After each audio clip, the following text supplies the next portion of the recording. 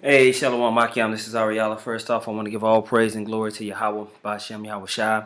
Once again, I want to give all praise, glory, and honor to Yahweh, Bashem Yahweh Shai. I want to send double honors to the apostles and elders of Great Millstone. I want to send much peace, love, and salutation to you, Akim out, pushing this word in sincerity and truth. And this is just going to be a response video to the brother Require Crumb from England. He did a video on Asia. Thou hast made thyself like unto her, speaking about Babylon.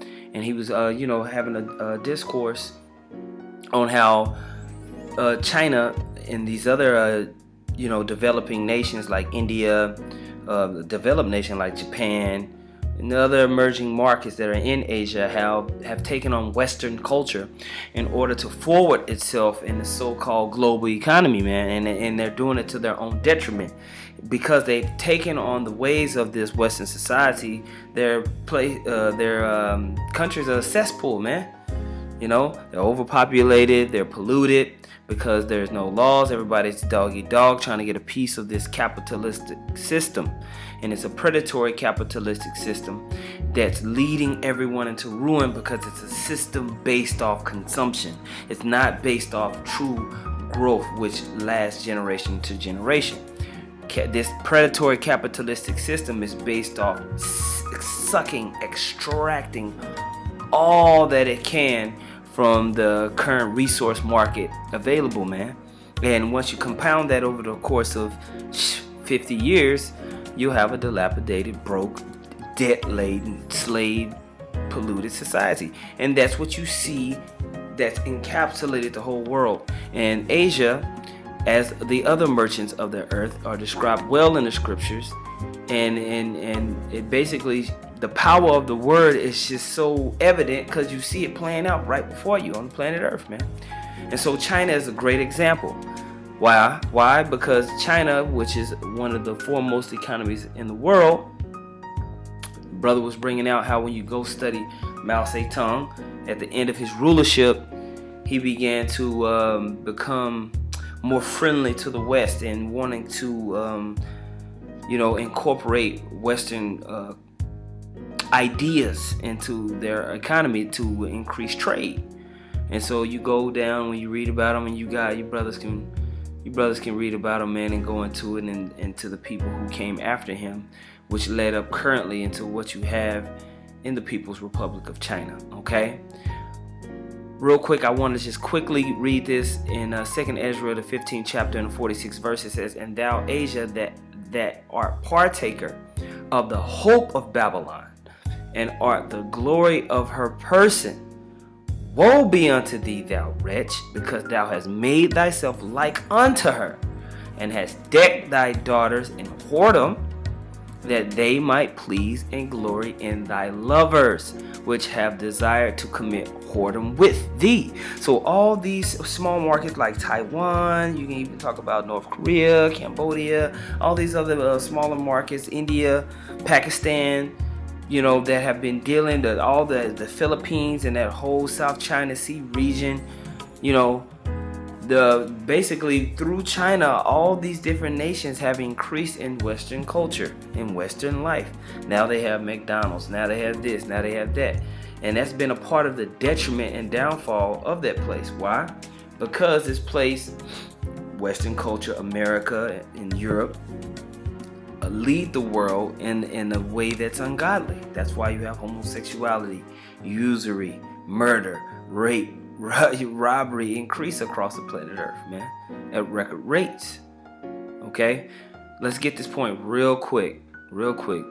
This is westernization. When you look it up in Wikipedia, it says westernization, or also Europeanization, or occidentalization.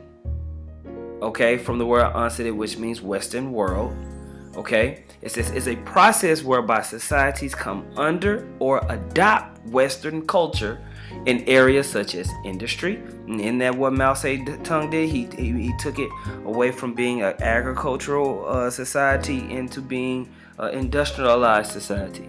Technology, all right, law, politics, economics, lifestyle, diet, clothing, language, alphabet, religion, philosophy, and values. Okay, so all these different scopes of people's activity, as Neely Fuller likes to say, all right, where people work in their daily lives, all the institutions that govern these different social aspects, religious aspects, or whatever aspect of your life will become more amalgamated to the Western world. What is the Western world based off of? You go into the next paragraph, it says Westernization traces its roots back to ancient Greece, the birthplace of Western culture. As ancient Greece flourished, a new empire was emerging, namely Roman. The Roman Empire would take on the first process of Westernization as it was heavy influenced by Greece and created a new culture based on the principles and values of the ancient Greek society. The Romans emerged with a culture that would lay the new foundations of Europe and create the new Western identity based on the Greco-Roman society. All right, and so what you see, that is the formation of that beast system, which now this whole NATO, EU conglomerate comprises of this reincarnated beast system. And what comes along with that? Industry, technology, law, politics, economics, lifestyle, diet, clothing, language, alphabet, religion, philosophy, values. That's the image of the beast. You see that? And what is guiding or riding that beast?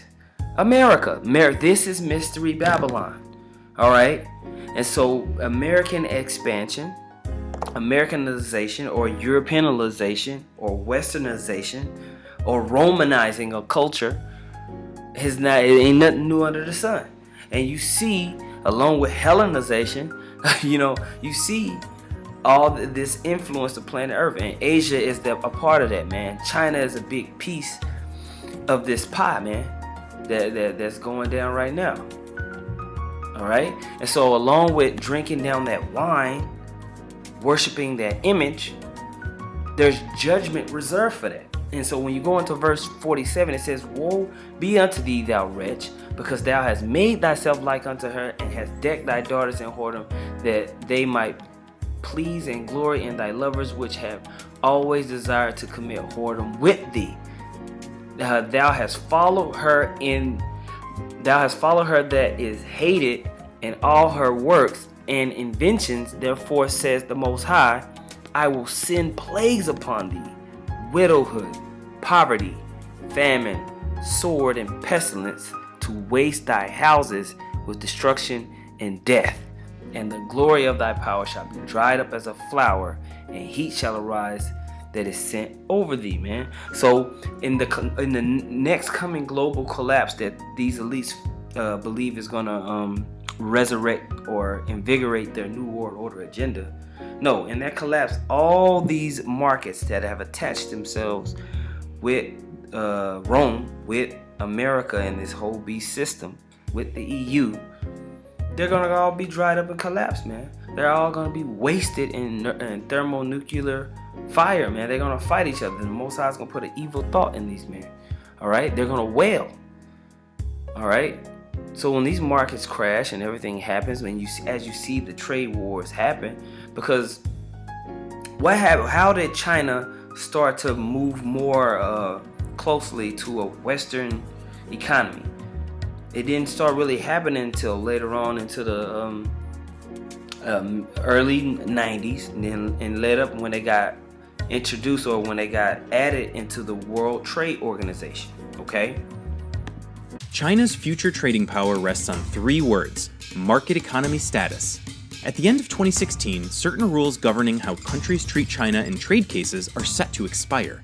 That's when China believes its trading partners must acknowledge it as a market economy. But not all countries agree with China's interpretation. The question of whether to treat China as a market economy has sparked a contentious debate, one that could have drastic and long-lasting effects on Western industries, from shrimp to paper to furniture and, of course, metals.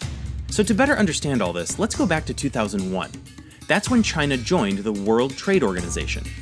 As the WTO considered China for membership, some member countries worried that Chinese companies would unfairly compete with their own domestic industries. That's because at the time, China's Communist Party had extreme influence over the costs of production and prices for Chinese products.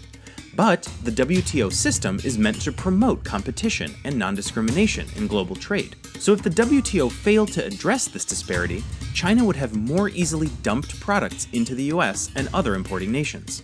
So, China agreed to special conditions when it joined the WTO. These conditions specified which costs and prices could be used as benchmarks when countries were conducting anti-dumping investigations. This is called price comparability.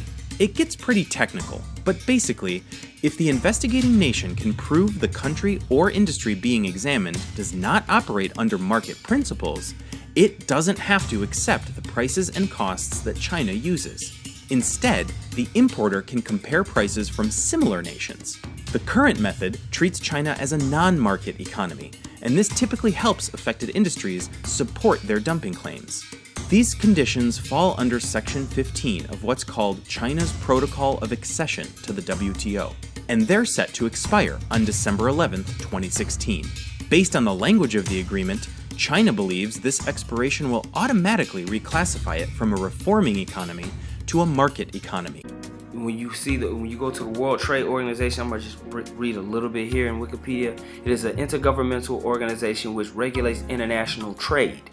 The World Trade Organization officially commenced on January 1st, 1995 under the Marrakesh Agreement, signed by 123 nations on the 15th of April 1994, and it replaced the General Agreement on Tariffs and Trade, GATT, which commenced in 1948. And a lot of these organizations, these international organizations, commenced after World War II. The elite used it as an opportunity to create more global control. So they created the World Bank, the International Monetary Fund, the United Nations, all right, which led into the EU, okay, and all these things are based out of the United States. But the World Trade Organization convenes in Geneva. Okay, it convenes in Geneva.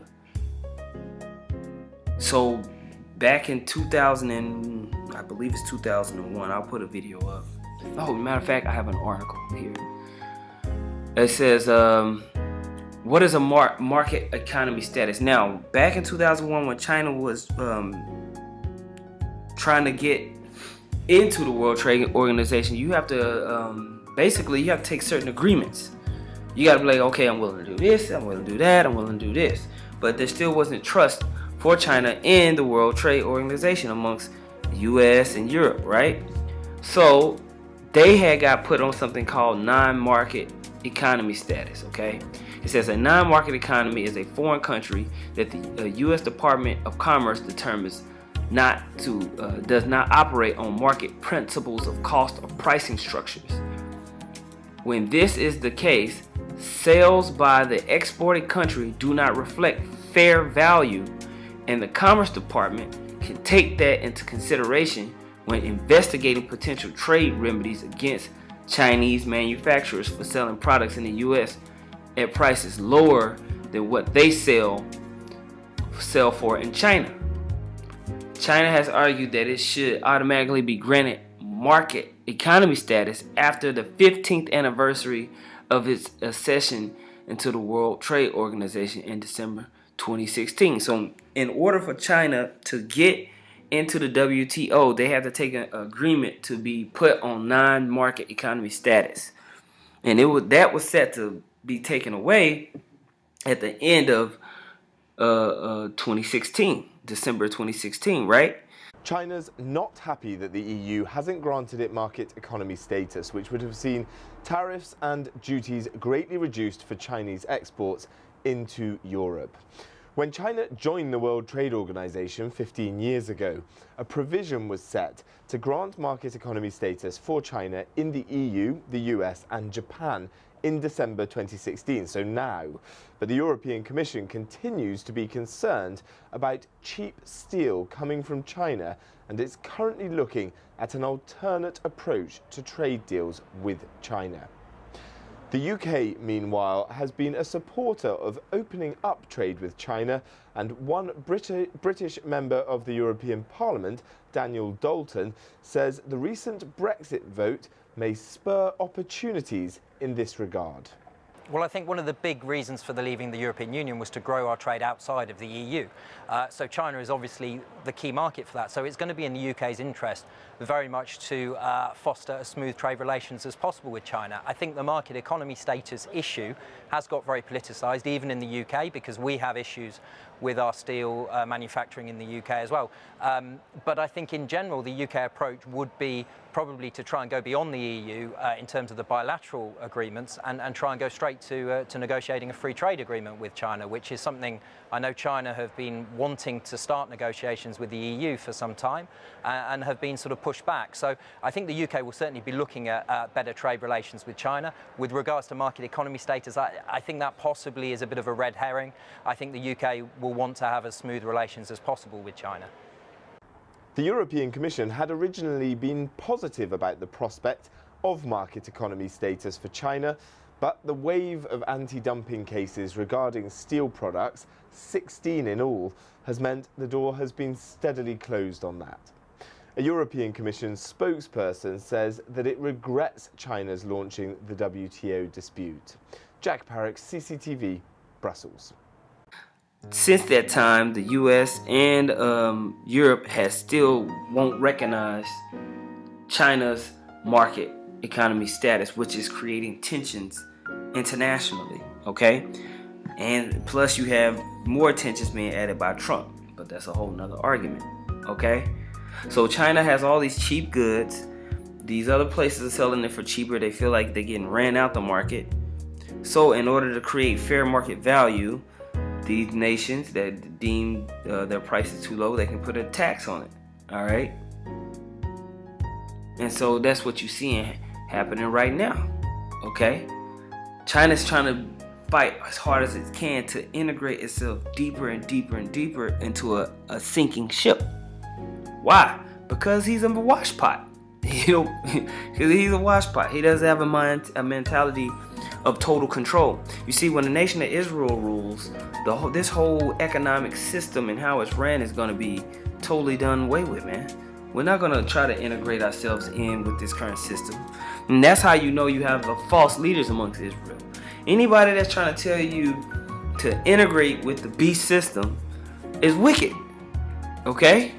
That's why the scripture says, though hand join in hand, the wicked shall not go unpunished.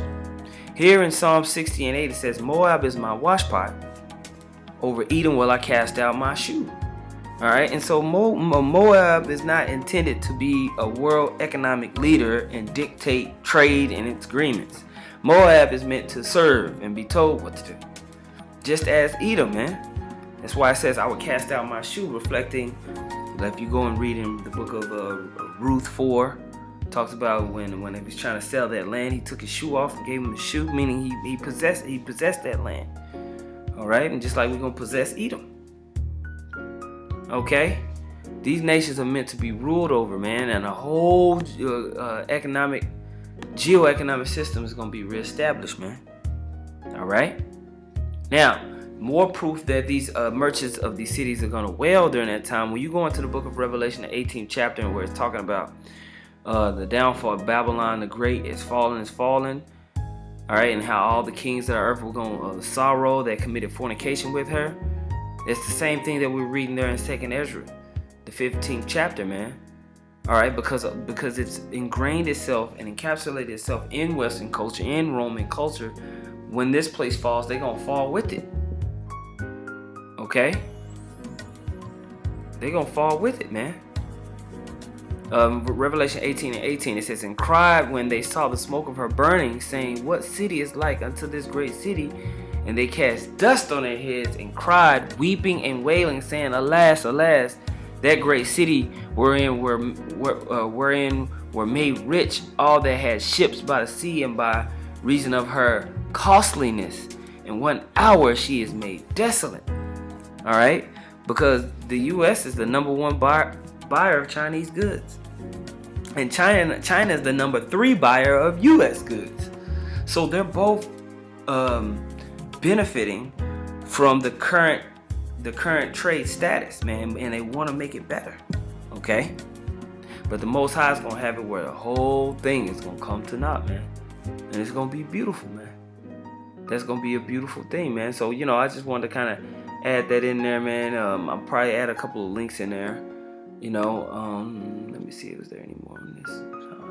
I'll probably add in a couple of links in there for you brothers, man, if y'all want to watch that. And Lord willing, this is edifying, man. With that, I want to give all praise and glory once again to Yahweh Bashem, Yahweh Shai. I want to give double honors to the apostles and elders, Great Millstone, and send much peace, love, and salutation to you, Akim, out there pushing the word in sincerity and truth. Shalom.